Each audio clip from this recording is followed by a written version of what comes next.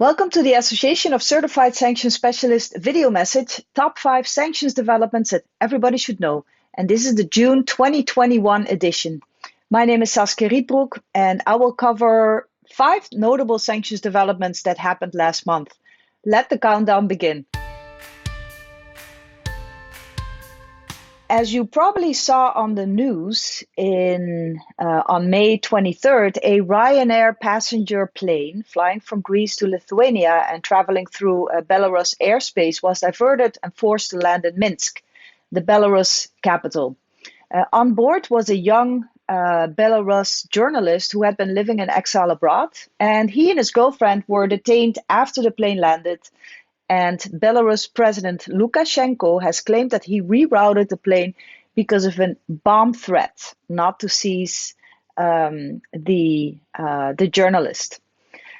Big international incident. So let's take a look at the sanctions response, because that's what's relevant for our video today. So look at it. Ryanair is an Irish carrier. Ireland is part of the EU. The plane left from Athens, Greece, an EU country, was flying over Belarus, a non-EU member country, and was on its way to Lithuania, an EU member country. So of course you're gonna get a reaction from the European Union. So let's take a look at what they've done. Several governments of the countries in the EU called the incident state piracy, and so far Europe banned its airlines from using the Belarus airspace and to keep Belarus planes out of the skies. But they're also looking at sanctioning targeted sectors that play a central role in the Belarus economy. This is to really punish the President Lukashenko from Belarus. And sectors that may be affected include bond sales, the oil sector, and potash. This is a fertilizer crop that is a big export from Belarus. What happened in the US? The US is closely coordinating its response with its partners in the EU and with Greek and Lithuanian officials. And a week later, the US already took actions. Of course, there were US citizens on board. And on May 29, the Biden administration said that it would reimpose economic sanctions on certain state-owned companies in Belarus. Further, the EU is expected to agree a new package of sanctions by June 21. Those are the sanctions that I just mentioned. And so we'll see what happens there. The previous rounds of sanctions from the EU mainly blacklists officials, providing travel bans. And so far, it hasn't really, affected Lukashenko. He largely ignored the previous 3 rounds of EU sanctions.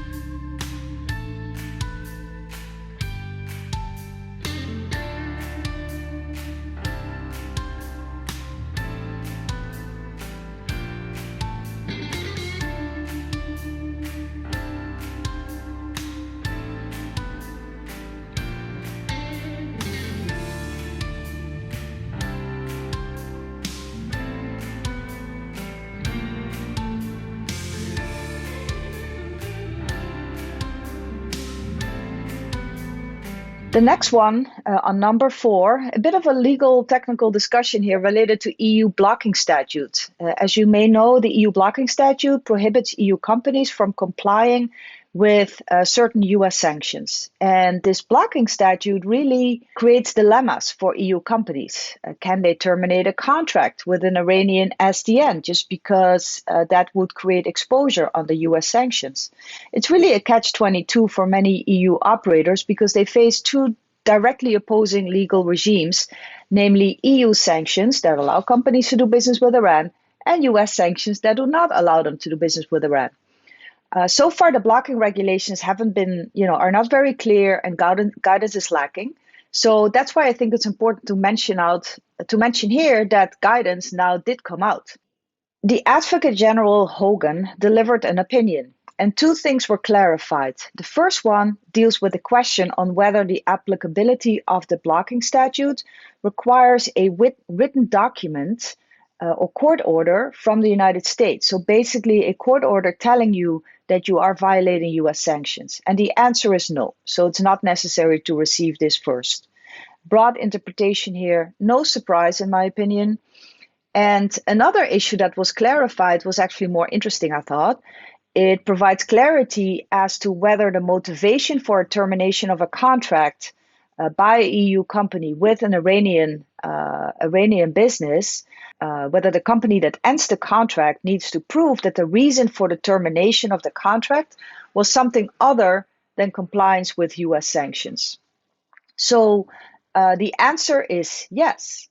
The EU business should remain prepared to explain and justify the reasons for their business decisions of ending contracts with Cuba and Iran, and to be able to demonstrate that these decisions did not violate the EU blocking statute. So that is, pretty clear. So giving no reason, for example, is not going to help you when you want to end the contract. But there is a way out. If you don't want to do business with an Iranian company, you can bring up ethical reservations, for example, human rights, social responsibility. But to successfully defend your company against a claim of violating the blocker statute, you really have to show that you have such an economic and social responsibility policy in place. So that is something that is important to have. On May 18, the U.S. Treasury Department issued a report to Congress under Section 5B of the Hong Kong Autonomy Act. The report was going to identify, I thought, foreign financial institutions that knowingly conduct a significant transaction. That's a definition that is quite vague. With foreign persons identified in the Section 5A report. So what was that again? The Section 5A report identified, I think, about 10 foreign persons last fall. So the Section 5B report was going to identify banks and other financial institutions that conduct business with these previously listed companies in the fall. So the first 5B report came out in December. No FFIs, foreign financial institutions, were identified. Now the second report came out in May. And again, no foreign financial institutions were identified. So big relief for financial institutions, especially in Hong Kong. They were spared again, for now, from secondary sanctions under the Hong Kong Economy Act.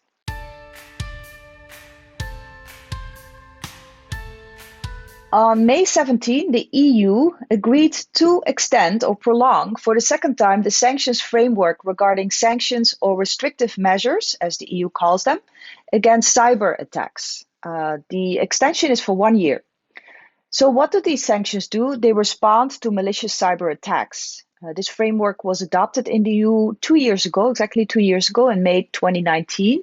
And it allows the EU to designate persons and entities that are involved in major cyber attacks that threat the EU or its member states. These measures can include asset freezes or travel bans. Have they been used so far? Yes, twice.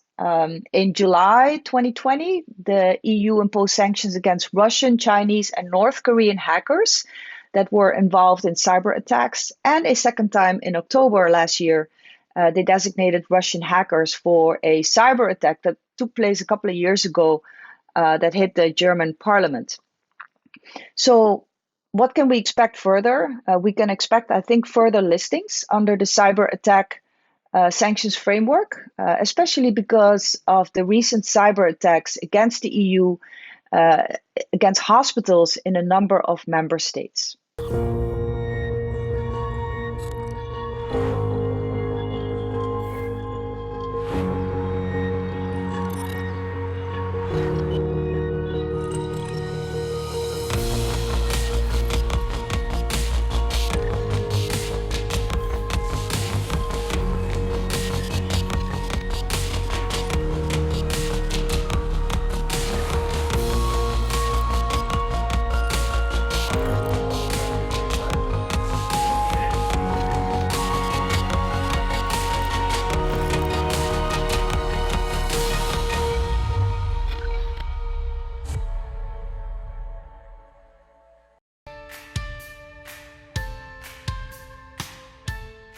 And on number one, in May, negotiators met again in Vienna with a new round of talks about the JCPOA. These talks were among, the people that were talking were the world powers, Russia, China, France, UK, Germany, EU, and of course Iran, about restoring the 2015 nuclear deal that the United States left. Main issue at stake, of course, bringing the US back into the nuclear deal with Iran. And here's some quotes from the chair, Enrique Mora, of the JCPOA Joint Commission, and Robert Malley from the Special Envoy for Iran about these talks.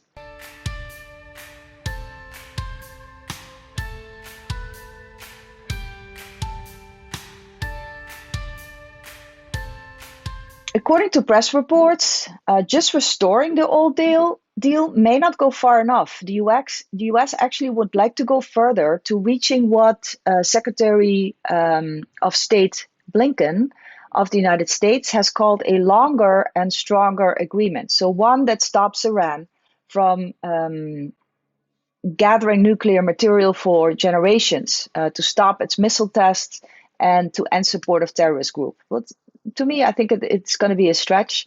There's a new round of talks that starts in June, on June 10th, and that would leave only 8 days to reach an agreement before the Iran presidential elections take place on June 18, which is likely to usher in a hardline president.